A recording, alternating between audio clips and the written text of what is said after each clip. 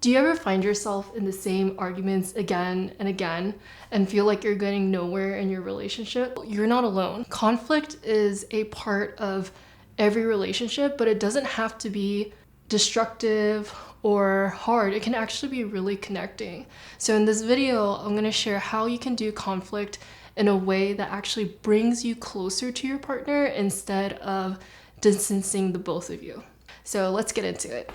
Step one is going to sound really simple, but can actually be really difficult. So it's to pause and breathe. It's natural in disagreements and arguments to react immediately when your emotions are running super high, but rushing in can actually lead to saying things that you might regret.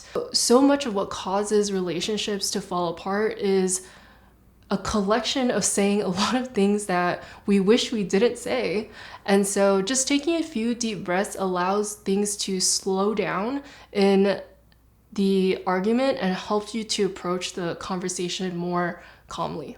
Step two, focus on understanding and not winning.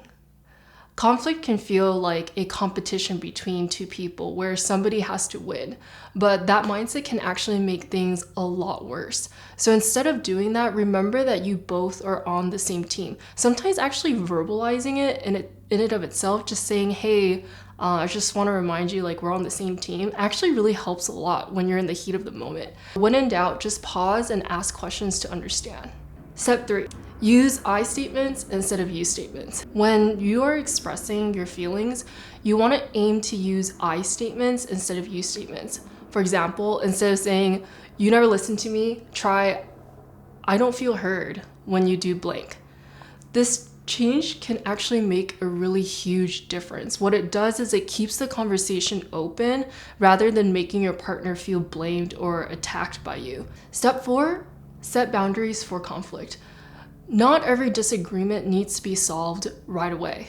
Setting boundaries that work for both of you is actually really important if things are getting heated. It's actually really okay to say, let's take a break, let's come back to this. Sometimes that's what makes a difference between actually being able to listen versus continuing to argue. Agreeing to revisit the conversation later, once both of you have cooled down, can actually prevent arguments from escalating and preventing a lot of potential harm. Step five is to celebrate and affirm. This might seem really small, but it's actually a really powerful tool.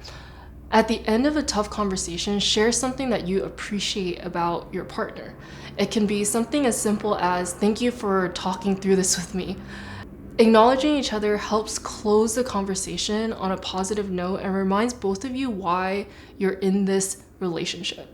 Healthy conflict is honestly so possible. These 5 steps can make a real difference in how you approach disagreements and keep you both feeling connected even when things feel really tough. Remember, it's not about avoiding conflict altogether, but actually being able to handle it in a way that builds trust and respect and connection. Thanks for watching. I'll see you in the next one.